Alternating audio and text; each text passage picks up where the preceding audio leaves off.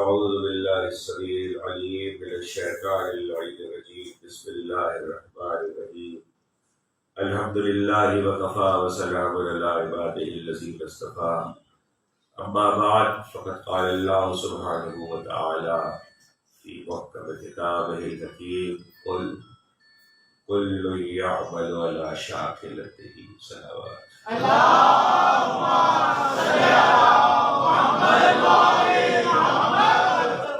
سب سے پہلے اپنی جانب سے اور آپ تمام میری بات کی جانب سے بارگاہ ولی اللہ سے حجت خدا ہے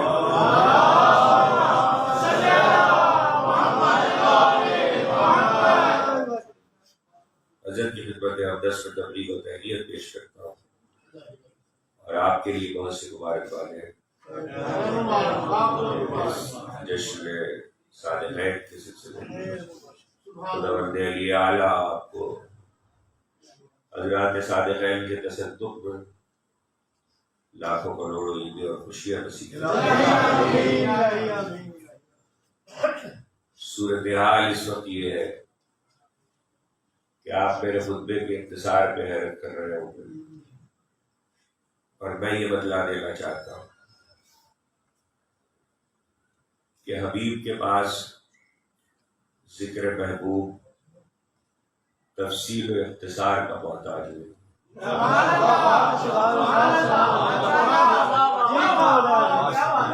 حبیب کے پاس ذکر محبوب، حبیب کا مطلب پروردگار، محبوب کا مطلب محبوب الہی۔ حبیب کے پاس ذکر محبوب تفصیل و اختصار کا محتاج نہیں ہے، چاہے تو پھیلا کے کتاب کر دے،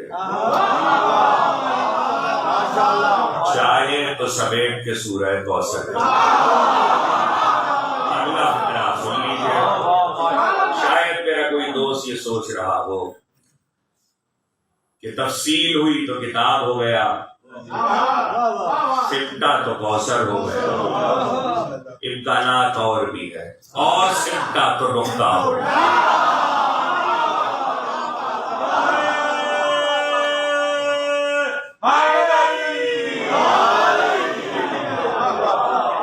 اس لیے بہرحال چونکہ آج دو جگہ اس فریضے کا وعدہ ہے اور یہاں کے بعد بھی ایک اور مقام پر مقصود ہے ذکر، اس لیے جتنی دیر بھی گفتگو ہو جائے مقصد یہ ہے کہ ذکر ہو جائے۔ دیکھیے، نہ ہم رسول سے محبت کر سکتے ہیں، یہ ایسی اور ویسی پر میں بات نہیں کرتا، کیسی کر سکتے ہیں کیسی نہیں کر سکتے اس پہ گفتگو نہیں۔ محبت اس لیے کہ جس سے خدا محبت کر رہا ہو،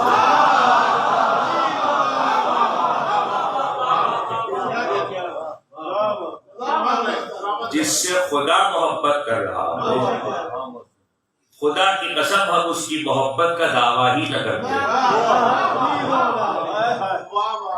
آپ کو حیرت ہو رہی ہے؟ خدا کی قسم ہم اس کی محبت کا دعویٰ ہی نہ کرتے، یہ سمجھ کے دعویٰ نہ کرتے کہ خدا محبت کر رہا ہے، کہیں ہماری محبت ہمیں الزام شرک میں مبتلا نہ کر دے۔ ہم نے تو اس لیے محبت کی ہے کہ اللہ نے خود کہا ہے کہ محبت کرو۔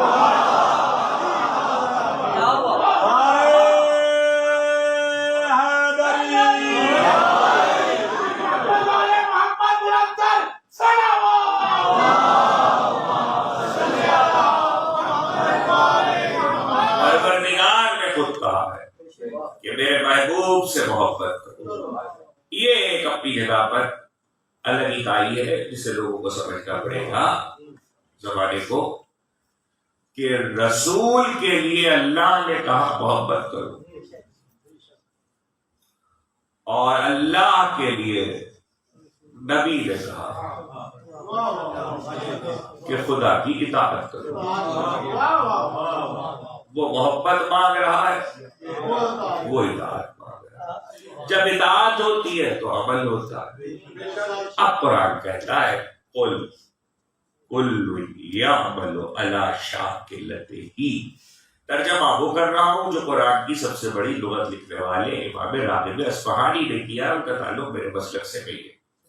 کہہ دو اے حبیب، پوری آیت بھی نہیں پڑھی، ایک ٹکڑا پڑھا، کہہ دو اے حبیب کل یعمل علی شاکلتہ، ہر عمل کرنے والا اپنی فطرت کے مطابق عمل کرتا ہے۔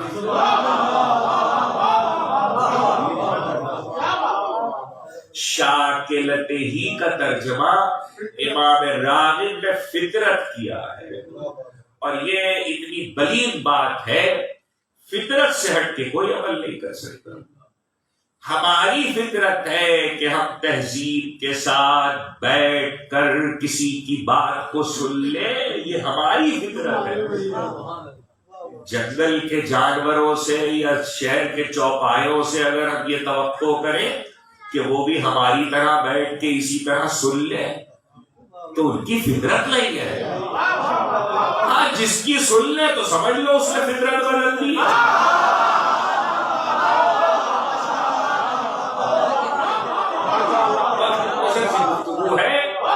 اچھا، فطرت کے لیے بزرگ کہا کرتے تھے، مشہور محاورہ ہے کہ عادت بدلتی ہے، فطرت نہیں بدلتی۔ جب فطرت نہیں بدلتی تو امام راغب یہ کہہ رہے ہیں کہ قرآن کہہ رہا ہے کہ ہر عمل کرنے والا اپنی فطرت کے مطابق عمل کرتا ہے، اور اللہ نے پیدا بھی انسان کو فطرت پہ کیا ہے۔ تو اب یہ انسانوں ہی کا مسئلہ نہیں ہے، ملائکہ اپنی فطرت کے مطابق عمل کرتے ہیں۔ آپ سے میں کہوں کہ سجدے میں پڑے رہیے پیدائش سے لے کے دنیا سے جانے تک، اللہ سلامت رکھے، لیکن یہ ہماری فطرت نہیں، ہمارے لیے ممکن نہیں ہے۔ اللہ تعالیٰ ایسے فرشتے ہیں جو سجدے میں پڑے ہوئے، جب سے خلق ہوئے ہیں سجدے میں، جب تک ہے تب تک سجدے میں رہیں گے، تو معلوم ہو ان کی فطرت اور ہے، ہماری فطرت اور ہے، اجلہ کی فطرت اور ہے، انسانوں کی فطرت اور ہے، ویش طیور کی فطرت اور ہے۔ ہر ایک کی فطرت الگ الگ ہوتی ہے، ہر شخص اپنی فطرت کے مطابق ہی عمل کرتا ہے۔ لاہور کی سرزمین پر رہنے والوں کے لیے یہ بات بہت آسانی سے سمجھی جا سکتی ہے، اس لیے کہ حکیم الامت شاعر مشرق حضرت علامہ اقبال کا بہت مشہور شعر ہے، جس کا ایک مصرع تو بہت ہی مشہور ہے، روزمرہ ہو گیا، ضرب المثل ہو گیا، محاورہ ہو گیا۔ عمل سے زندگی بنتی ہے جنت بھی جہنم بھی، عمل سے زندگی بنتی ہے جنت بھی جہنم بھی، یہ خاکی اپنی فطرت میں نہ دوری ہے نہ ناری ہے۔ اس کا مطلب یہ ہے کہ علامہ اقبال بتا رہے خاکی کی فطرت اور ہے، نوری کی اور ہے، ناری کی اور ہے۔ جب خاکی کی فطرت اور ہے علامہ کے کہنے کے مطابق، نوری کی اور ہے، ناری کی اور ہے، تو جو نور اول ہے وہ ہم جیسا کیسے ہوگا؟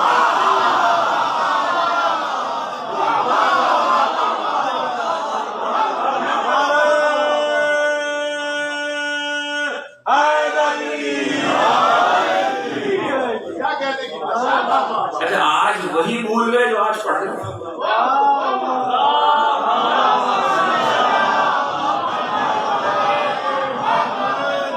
ایسے ٹھنڈا ٹھنڈا سردی آ رہی ہے تو یہ مطلب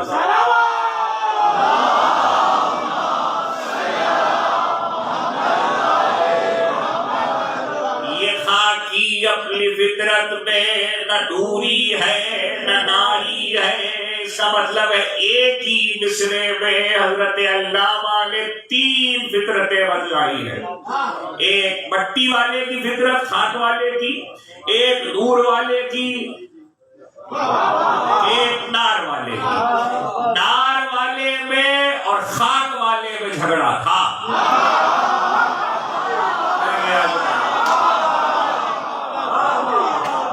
نار والے میں اور خاک والے میں جھگڑا تھا۔ نار والا بھی اتنا سمجھدار تھا کہ اس نے فضیلت پہ جھگڑا خاک والے سے کیا، نور والے سے نہیں۔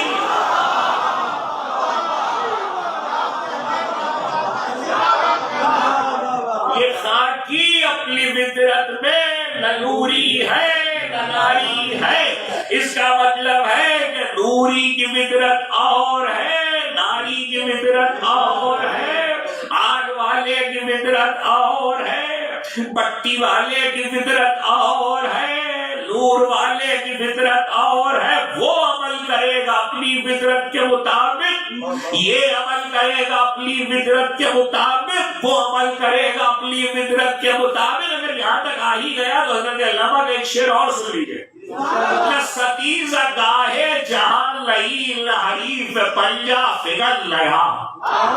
نہ ستیز گاہے جہاں لئی نہ حریف پنجا فگر. ذرا پہلا مصرع بچوں کو بتلا دوں. ستیز گاہے جہاں یعنی یہ میدان معرکے کا، یہ لڑائی کا میدان نیا نہیں ہے، اس میں لڑائی پرانی ہے، ازل کی ہے. اور یہ جو پنجہ کشی ہو رہی ہے، یہ جو ایک دوسرے پر زور آوری ہے، یہ پرانی ہے. لیکن اب اگلے مصرے میں کیا آنے والا ہے اس پہ غور کیجئے. لستیزہ، علامہ اقبال کہتے ہیں لستیزہ گاہے جہاں لیا، لستیزہ گاہے جہاں لئی نہ حریف پنجہ فگر لیا. وہی فطرت اسد اللہ، وہی مرحبی، وہی انکری. وہی فطرت اسد اللہ، وہی مرحبی، وہی انکری. اس کا مطلب ہے علامہ اقبال نے بتلایا اسد اللہ یعنی اسد اللہ ہونا، اللہ کا شیر ہونا فضیلت نہیں ہے، فطرت ہے.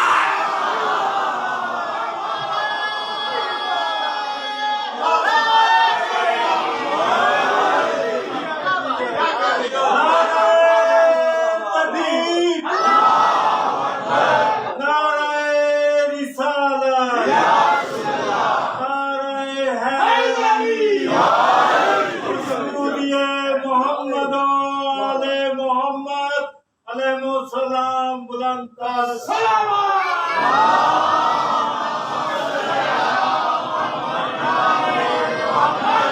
وہی فطرت اسد اللہ، وہی مرحبی، وہی انکری. ایک بات تو یہ صاف ہے کہ اس مصرے میں اسد اللہ کسے کہا گیا. یہ کوئی شرح کرتے ہوئے نہیں لکھ سکتا کہ یہ علی کے علاوہ، یا میں نہیں کہہ سکتا، یا آپ نہیں کہہ سکتے، کوئی پوچھ بھی نہیں سکتا کہ یہ علی کے علاوہ کسی اور کا ذکر تو نہیں ہے. تو کہیں گے نہیں، ہو ہی نہیں سکتا، اس لیے کہ آگے مرحب کا ذکر ہے.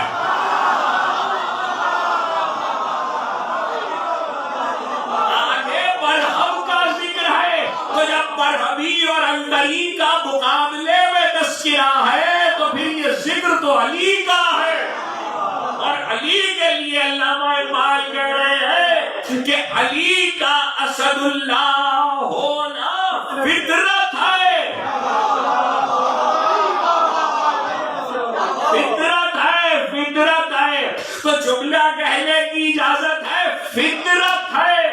اس کا مطلب یہ ہے کہ علی کی شجاعت علی کی کا وصف نہیں ہے، علی کی فطرت ہے. اور اگر شجاعت فطرت ہے علی کی تو ایک ہی نور کے تو دو ٹکڑے ہیں، ایک ہی نور کے دو ٹکڑے ہیں. تو یہ زیبا علی ہی کو تھا کہ علی کہے. جب صفین کے معرکے میں کوئی علی سے کہے چلتی ہوئی تلوار دیکھ کر کیا بہادر ہے، اس عمر میں ایسی تلوار چلانا ہے، یہ تیز علی. تو علی کا شجاعت دیکھ لی تو مصطفیٰ کی دیکھتے ہیں. آپ نے غور کیا جس نے 83 جنگوں میں تیغ چلائی وہ اس کی شجاعت کی تعریف کر رہا ہے. جسے زمانے نے 2 جنگوں کے سوا لڑتے نہیں دیکھا، لیکن علی نے بتا دیا کہ میرے نبی کو کوئی یہ نہ سمجھے، شجاعت اس کی فطرت ہے. اس لیے کہ اللہ بزدل کو نبی نہیں بناتا.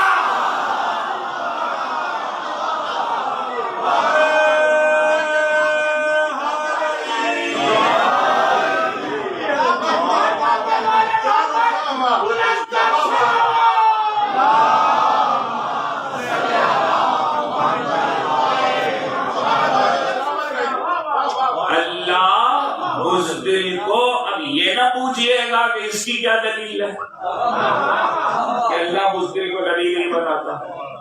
آیت سے نہیں دے رہا، حدیث سے نہیں دے رہا، علامہ اقبال کے کلام سے ہی سن لیا.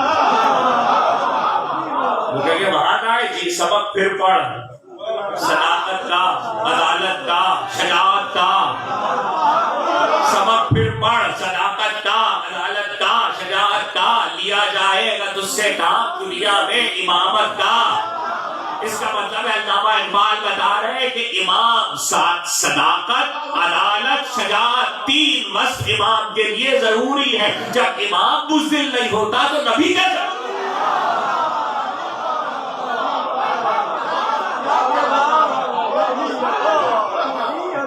یہ شجاعت فطرت ہے، یہ فطرت اسد اللہ، وہی فطرت اسد اللہ. تو معلوم یہ ہوا کہ فطرت پہ جو پیدا ہو تو جس کی جو فطرت ہو وہ اس کے مطابق عمل کرتا ہے. آپ شاید سوچ رہے ہو کہ موضوع بدل گیا، بدلا نہیں ہے، وہیں پہ ہوگا. جو کائنات کا 73 فرقوں کے سیرت نگاروں نے لکھا ہے، کائنات کا بہادر ترین فرد لکھا جائے تو مصطفیٰ ہے.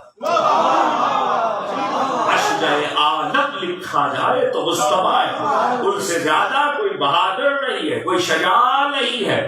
تو یہی تو بتانا ہے کہ ہمارے ملت مسلمہ کلمہ پڑھنے والے قوم میں ہر بچہ یہ سمجھے کہ رسول اگر ہجرت میں اپنا گھر اور شہر چھوڑ کے جا رہا ہے تو اس لیے نہیں جا رہا کہ اسے جان کا خوف ہے. ہجرت خلاف شجاعت نہیں ہے، ہجرت اتباع حکم الہی ہے. اس پر پھر کبھی بات کریں گے، اس وقت تو صرف رسالت کے بارے میں بات ہے. نبی جو جا رہا ہے وہ اتباع حکم الہی میں جا رہا ہے. چلیے چلتے چلتے جملہ کہہ دوں، جب جاہی اتباع حکم الہی میں رہا ہے تو جسے سنا رہا ہے، جسے سنا رہا ہے وہی فطرت ہے اسد اللہ. تو فطرت نہیں بدلتی، روکا ہے میں نے آپ کو اس منزل پر، فطرت نہیں بدلتی. اب سوال یہ ہے، ایک وہ ہے جس کی فطرت خاکی ہے، ایک وہ ہے جس کی فطرت ناری ہے، ایک وہ ہے جس کی فطرت ہی نور ہے. پوری حدیث کو اس وقت نہیں سنا سکتا، اس حدیث سے ایک ٹکڑا سنا رہا. اور حدیث بھی لکھی جس نے، ان کا تعلق میرے مسلک سے نہیں ہے. علامہ ابو الفرج ابن جوزی، ابن جوزی نام کے دو علماء ہیں، ایک سبت ابن جوزی ہے اور ایک ابو الفرج ابن جوزی. وہ دادا ہے، یہ پروتے ہیں، ایک ہی خاندان. علامہ ابن جوزی نے رسول کی ولادت پر ایک کتاب لکھی ہے، والد رسول پر ایک کتاب لکھی ہے. بہت سے علماء نے لکھی، اس میں ابن جوزی بھی. اس پر نے ابتدائی میں ایک طویل حدیث لکھی ہے، میں اس کا صرف ایک ٹکڑا سنا اور وہ بھی شاید پورا نہ سنا سکوں، لیکن اسے میرے بچے محفوظ کریں. رسول کی فطرت کے لیے یہ بحث نہیں ہو سکتی کہ فطرت پیغمبر نور کے سوا کچھ اور ہے. اس پہ کوئی بحث نہیں ہو سکتی، اس لیے کہ اس پہ رسول کا اپنا قول موجود ہے، قرآن کی آیت موجود ہے. رسول نور ہے. آدم پہ نس ہے کہ مٹی سے پیدا کیا،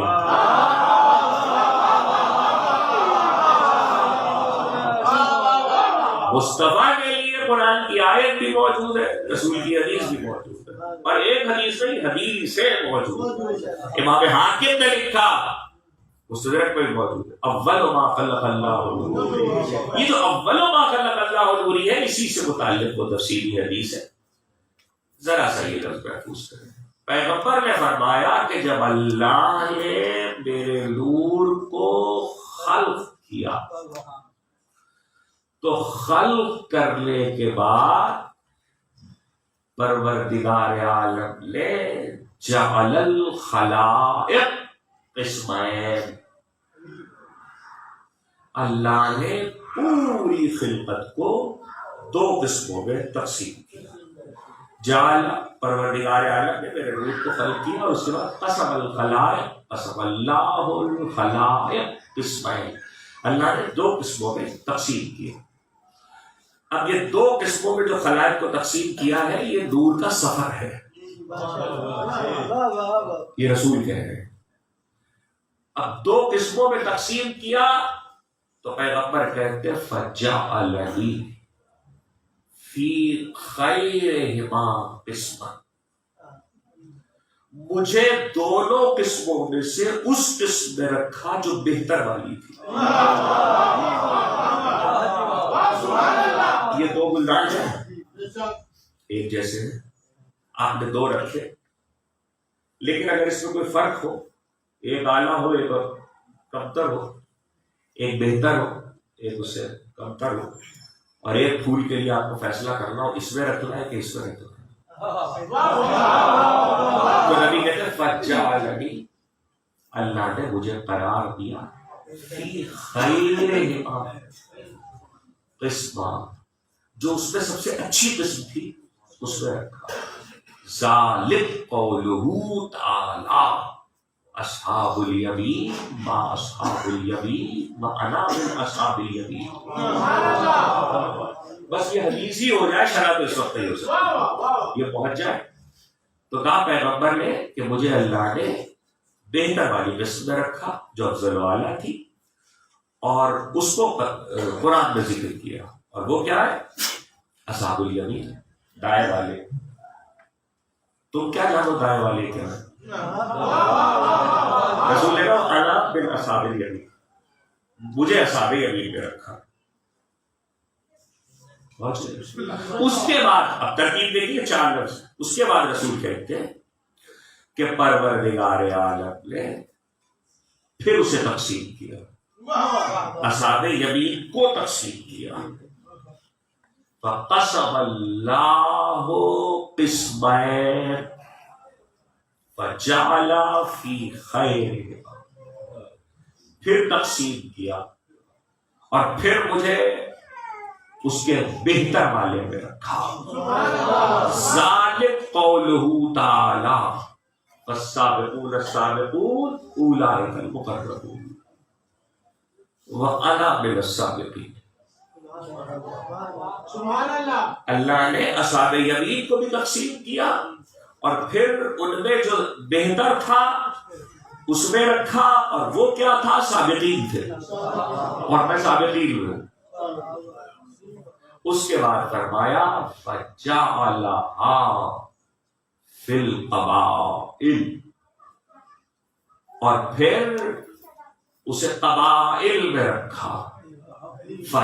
فجعلنی فی خیرہا قبیلۃ، اس کے قبیلے قرار دیے اور مجھے اس قبیلے میں رکھا جو ان میں سب سے بہتر قبیلہ.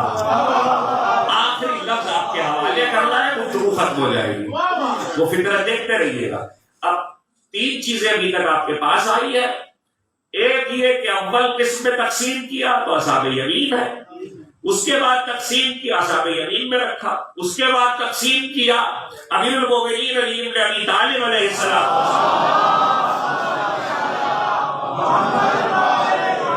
مولا نے نہج البلاغہ میں اس تقسیم پر گفتگو کی ہے، کبھی موقع ہوا تو اس پر بھی بات کریں گے. بتوفیق الہی بتائی دے محمد والے محمد. اس وقت یہ حدیث سنی ہے کہ تقسیم کیا اور مجھے بہتر میں رکھا، جو بہتر میں رکھا وہ اصحاب یمین ہے.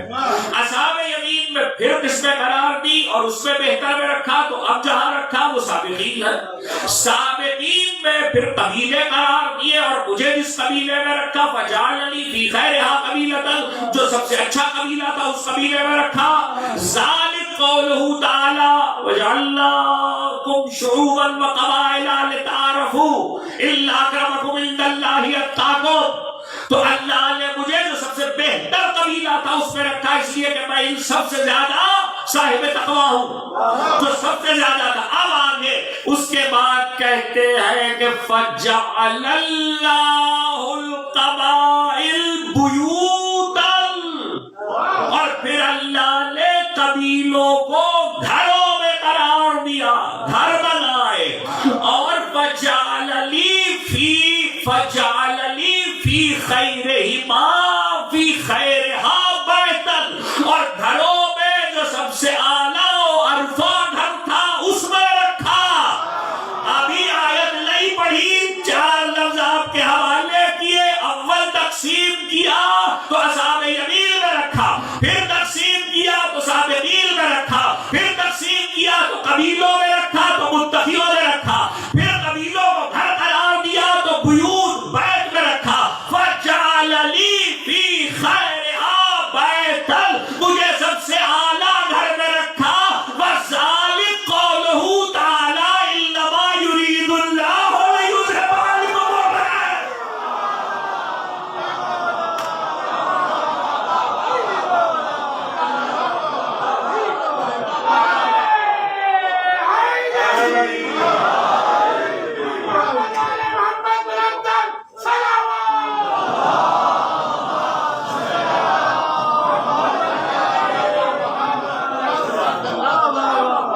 اور پھر جو رکھا تو کہاں رکھا؟ ایسے گھر میں رکھا جس کے لیے قرآن میں آیت رکھی إِنَّمَا يُرِيدُ اللَّهُ لِيُذْهِبَ عَنكُمُ الرِّجْسَ أَهْلَ الْبَيْتِ. تو بیت سمجھ میں آیا؟ اس کا مطلب یہ ہے کہ اول روز سے رسول نے تقسیم بدلا دی کہ کہاں کہاں سے تقسیم ہوتا ہوا آیا اور نور کو کہاں کہاں رکھا. تو اب یہ آپ تلاش کیجئے کس صلب میں رکھا، کس پیشانی میں رکھا، کس زمین میں رکھا، اور آگے کہوں کس گود میں رکھا.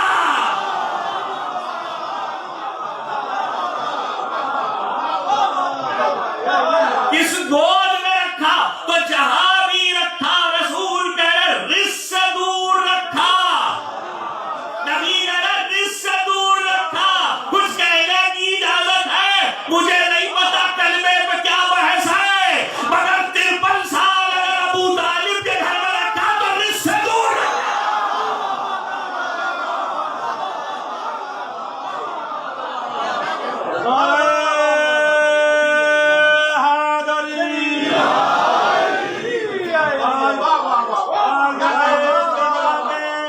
ابو طالب علیہ السلام بلند سلام.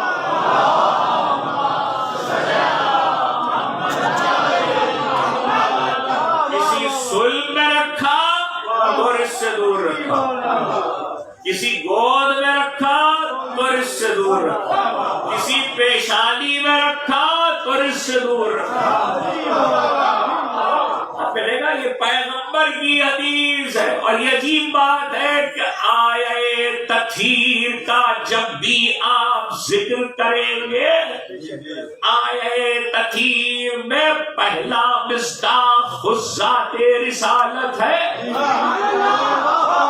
یہ الگ بات ہے کہ تعارف کسی اور ذات سے ہے، مگر پہلا مصداق خود ذات رسالت ہے. تو رسول نے 4 لفظ کہے: اصحاب الیمین، سابقین، متقین، طاہرین. تقریر ختم ہو گئی. اصحاب الیمین، سابقین، متقین، طاہرین. مگر طاہرین تک آتے آتے بیت ہو گیا. رسول نے کہا اس گھر میں رکھا تو وہ گھر تلاش کرو جہاں رکھا، گھر ڈھونڈو. تو کم از کم ایک بات تو طے ہو گئی. بات کہاں سے چلی تھی؟ فطرت سے. رسول کی فطرت کیا ہے؟ نور. نور آپ کے حوالے جسل صادقین ہے، جملہ آپ کے حوالے. پہلے رکھا صحابہ یمین، پھر رکھا سابقین، پھر رکھا متقین، پھر رکھا طاہرین. نبی جہاں بھی تھا اکیلا نہیں تھا.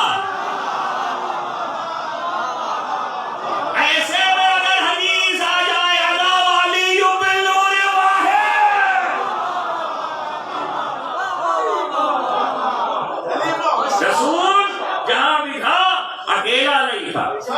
تیسری چیز یہ ہے آخری فقرہ، اور اس کے بعد آپ سنیں گے محمد شاہ صاحب کو اور مجھے رخصت دیں گے. کبھی کبھی یہ بھی صحیح کہ گفتگو مختصر ہی صحیح. ویسے بھی گزرتے ہوئے زمانے میں اور تبدیل ہوتی ہوئی دنیا میں اب لوگوں کو ہر طرح کی عادت ہونی چاہیے. سلام بھیجیے.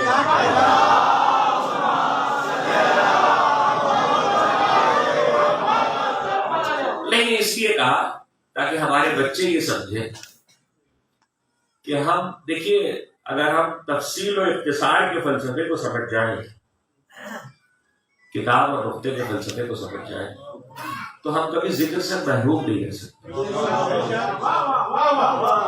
اور یہ میں اب پہلے تو نہیں کہتا تھا، اب میں مسلسل ممبروں سے یہ بات کہہ رہا ہوں، اور یہ بات بنا رکھنے والے، ملحد کرنے والے، پڑھنے والے، سننے والے سب کو سمجھنے کی ضرورت ہے. اور وہ یہ کہ اس ذکر کی خوبی یہ ہے کہ وعدہ ذکر خدا کا ہے. ذکر کی بقا کا وعدہ بھی خدا کا ہے. ہمارا کردار اس میں نہ تحفظ کا ہے نہ بقا کا ہے. ہمارا کردار تو اتنا ہی ہے جتنا مصر کے بازار میں سود کا گولا لانے والی اس بڑھیا کا تھا جو یوسف کو خریدنا چاہتی تھی. اس سے زیادہ کوئی اپنا کردار نہ سمجھے. کسی کا کوئی کردار نہیں ہے، نہ ہماری وجہ سے باقی ہے نہ ہم اس کے محافظ ہیں. یہ اس کی وجہ سے ہم باقی ہیں، یہ ہماری حفاظت کر رہا ہے. تو ذکر ہر دور میں وعدہ اللہ کا ہے اور اس کی بقا کا وعدہ بھی خدا کا ہے. محبوب الہی کا ذکر ہو یا محبوب کی آل کا ذکر ہو. بات ختم ہو گئی، بس واپس آ کے جہاں روکا ہے جملہ کہہ دو. ذکر کا وعدہ چونکہ اللہ کا ہے، اس لیے اس میں تفصیل اور اختصار کے معاملات اب ہماری نئی نسلوں کو سمجھنا پڑیں گے کہ یہ ذکر محروم نہ رہ جائے کوئی ذکر سے. کہ اگر کوئی ایسی جگہ پر ہو کہ جہاں وہ بہت مختصر ہی صحیح بہت اختصار کے ساتھ ذکر کر سکتا ہو، تو وہ یہ نہ سوچے کہ اب یہاں تو اہتمام نہیں ہے، انتظام نہیں ہے، فرش نہیں ہے، لوگ نہیں ہے، پڑھنے والا نہیں ہے، میں ذکر کی سعادت کیسے حاصل کروں. اس لیے ہر دور میں ہر عہد میں لوگوں کو یہ سمجھنا چاہیے کہ ذکر کی سعادت کیسے کیسے حاصل کی جاتی ہے. اس لیے کہ کچھ بھی نہ ملے آپ کو پڑھنے کے لیے، کوئی کتاب نہ ملے، کوئی منقبت نہ ملے، کوئی مصرع اور شعر نہ ملے، تو آپ کے پاس قرآن ہے. قرآن کھولیے اور مدح کے سورے پڑھنا شروع کر دیں. سلام بھیجیے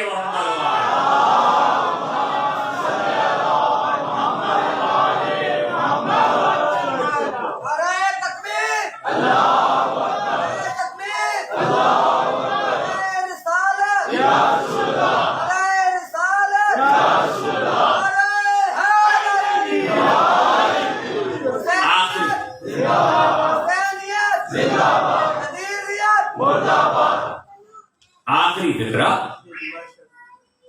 اور وہ یہ کہ اصحاب یمین پہ رکھا، سابقین پہ رکھا، متقین پہ رکھا، طاہرین پہ رکھا، طاہرین کے بیت میں رکھا، اور جمع کے سیدھے عربی کے مطابق بتا رہے کہ ایک سے زائد، بلکہ 2 اور 3 سے زائد، زیادہ جمع کے سیدھے ہے.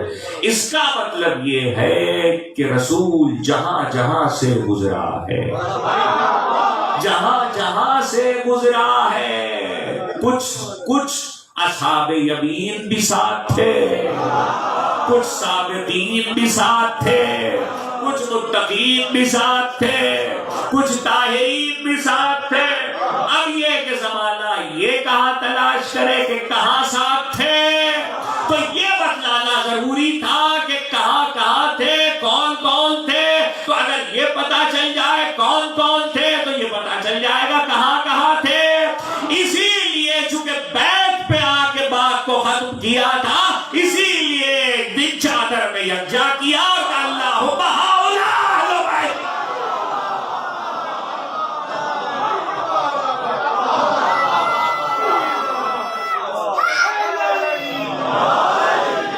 چونکہ محفل جاری ہے اس لیے میں دعا نہیں کروا رہا۔